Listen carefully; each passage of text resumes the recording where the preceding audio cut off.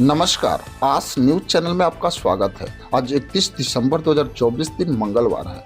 वैसे तो पूष महीने के शुक्ल पक्ष की आज प्रतिपदा तिथि है। आज ग्रेगोरियन कैलेंडर के अनुसार साल का आखिरी दिन भी है। देश दुनिया की खबर बताएंगे, लेकिन सबसे पहले जान लेते हैं मुख्य खबरों को।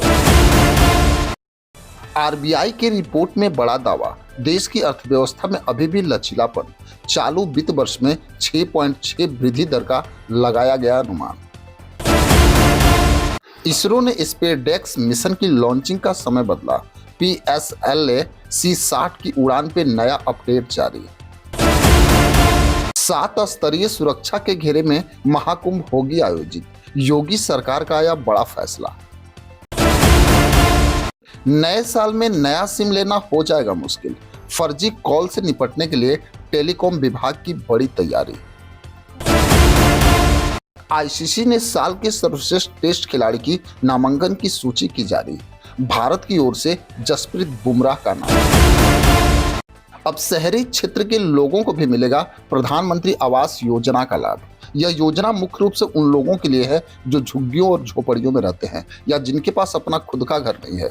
इसके तहत सरकार विभिन्न प्रकार की वित्तीय सहायता प्रदान करती है, जैसे कि ब्याज सब्सिडी, जिससे लोग अपने लिए घर खरीदने या बनाने में सक्षम हो सके। योजना का लाभ उठाने के लिए आवेदकों को कुछ मानदंडों का पालन करना होगा और उन्हें आवश्यक दस्तावेज भी देने होंगे।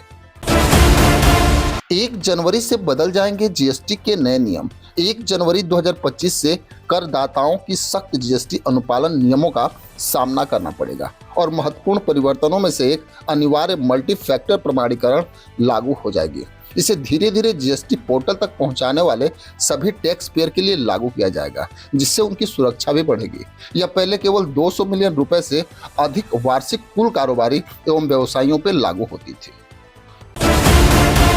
MCX पे बढ़ गए हैं नेचुरल गैस के दाम। इंटरनेशनल मार्केट में नेचुरल गैस की कीमतों में जोरदार उछाल आया है। यूएस में नेचुरल गैस के भाव 1.2 साल की ऊंचाई पे पहुंचे हैं। यूएस में नेचुरल गैस के दाम $3.6 के पार निकले, जबकि ब्रिटेन में नेचुरल गैस के भाव 118 GBPTH के पार निकल गए हैं। MCX पे अपर सर्किट के साथ भाव 313 के पार निकला है। एफिल टावर से भी बड़ा है चिनाव का ब्रिज, रेलवे की टीम करेगी निरीक्षण। जम्मू कश्मीर में बना दुनिया का सबसे ऊंचा रेलवे पुल निरीक्षण के लिए तैयार हो चुका है। 5-6 जनवरी को रेलवे सुरक्षा आयुक्त के अधिकारी इसका निरीक्षण करेंगे। 359 मीटर ऊंचे और 1315 मीटर लंबे इस पुल का निर्माण 14,000 करोड़ रुपए की लागत से हुआ है। यह पुल उधमपुर श्रीनगर बारमूला रेल लिंक परियोजना का अहम हिस्सा है। योगी सरकार सरकारी कर्मचारियों को देगी नए साल का गिफ्ट। उत्तर प्रदेश की योगी सरकार नए साल के मौके पे सरकारी कर्मचारियों को गिफ्ट देने जा रही है। यूपी सरकार ने सरकारी कार्यालय में तैनात वाहन चालकों और अनुसेवकों को मिलने वाली वर्दी भत्ते को बढ़ा दिया है। सरकार ने जिन भत्तों में बदलाव किया है उनमें वर्दी और जूतों से लेकर छाता और रेनकोट तक शामिल है। 1 जनवरी से राशन कार्ड में होंगे बड़े बदलाव। भारत सरकार ने 1 जनवरी 2025 से राशन वितरण प्रणाली में कई महत्वपूर्ण बदलावों की घोषणा की है। यह बदलाव मुख्य रूप से गरीब और जरूरतमंद परिवारों को खाद्य सुरक्षा प्रदान करने के उद्देश्य से किया गया है। इस नई योजना के तहत राशन कार्ड धारकों को न केवल मुफ्त राशन मिलेगा, बल्कि उन्हें हर महीने 1,000 की आर्थिक सहायता भी दी जाएगी। बिहार में सिपाही भर्ती पे बड़ा खुलासा। पटना में सिपाही बहाली को लेकर 9 दिसंबर से फिजिकल टेस्ट चल रहा है। इस दौरान कुल 14 अभ्यर्थियों को गिरफ्तार भी किया गया। गिरफ्तार अभ्यर्थियों के अनुसार लगभग 200 से अधिक अभ्यर्थियों ने अपनी जगह स्कॉलर बैठा के रिटेन परीक्षा क्लियर कराया था। हर अभ्यर्थी से 3 से 7 लाख रुपए में डील की गई। परीक्षा होने के पहले 50,000 से 1 लाख रुपया तक एडवांस पैसा दिया गया। बाकी का पैसा रिटेन परीक्षा के बाद देना तय हुआ था।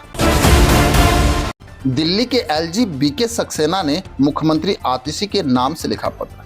मुख्यमंत्री आतिशी के नाम से LG BK सक्सेना ने एक पत्र लिखा है और उस पत्र में बड़ा खुलासा किया।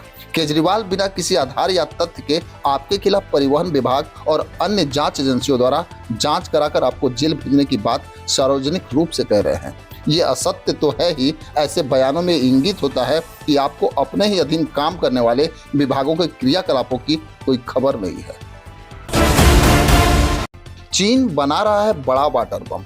चीन तिब्बत में ब्रह्मपुत्र नदी पे दुनिया का सबसे बड़ा बांध बनाने की तैयारी कर रहा है। यह भारत और बांग्लादेश के लिए चिंता का विषय है। चीन का कहना कि इसके निचले इलाकों पर कोई असर नहीं पड़ेगा, लेकिन भारत के एक्सपर्टों को इस पर यकीन नहीं है। वे इसे रणनीतिक खतरा मानते हैं। चीन के इस कदम से पानी को हथियार बनाने की आशंका पैदा हो गई है। 137 बिलियन डॉलर के इस बांध से चीन चाहे तो असम में बाढ़ ला सकता है या फिर नल बंद करके उसे सुखा भी सकता है।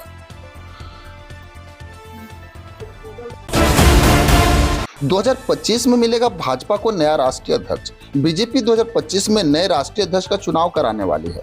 इसके लिए पार्टी जनवरी तक आधे राज्यों में नई जिला और राज्य स्तरीय टीम बनाने वाली है। दिल्ली में पार्टी मुख्यालय पे संगठन विस्तार को लेकर बैठक भी हुई।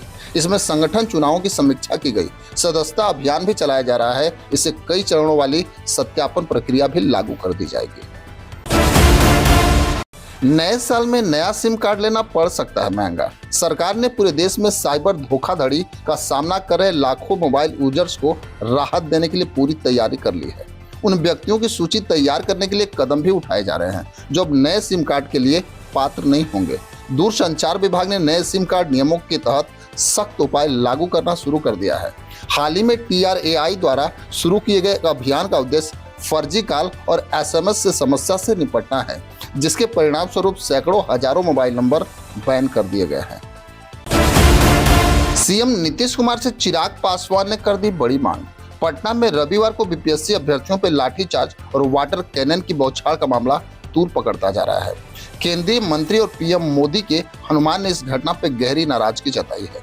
लोजपा आर के प्रमुख चिराग पासवान ने मुख्यमंत्री नीतीश कुमार से दोषी पुलिस अधिकारियों और कर्मियों पर कार्रवाई करने की मांग की है। 7 स्तरीय सुरक्षा के घेरे में आयोजित होगी महाकुंभ। इस बार आयोजित होने वाला महाकुंभ 7 स्तरीय सुरक्षा घेरे में आयोजित होगा।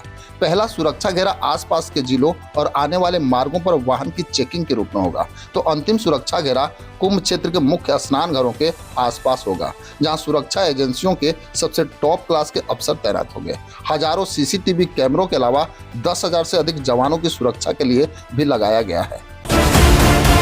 पूर्व अमेरिकी राष्ट्रपति कार्टर के निधन पे PM मोदी ने जताया शोक।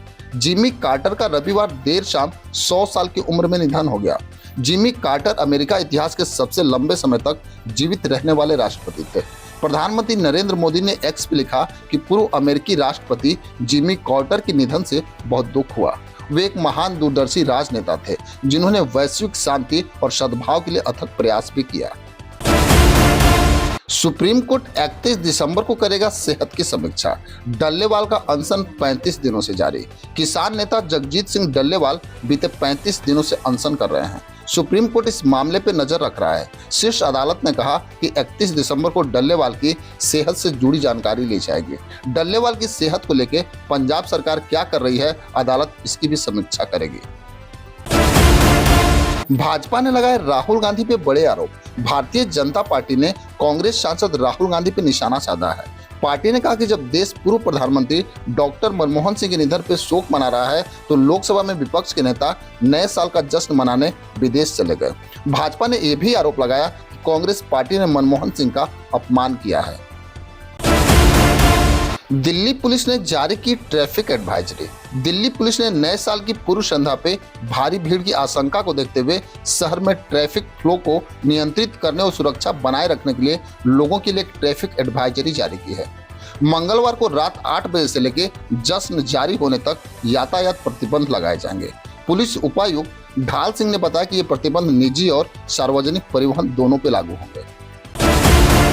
चुनाव को देखते हुए अरविंद केजरीवाल ने किया बड़ा ऐलान। आम आदमी पार्टी के राष्ट्रीय संयोजक अरविंद केजरीवाल ने एक प्रेस कॉन्फ्रेंस की।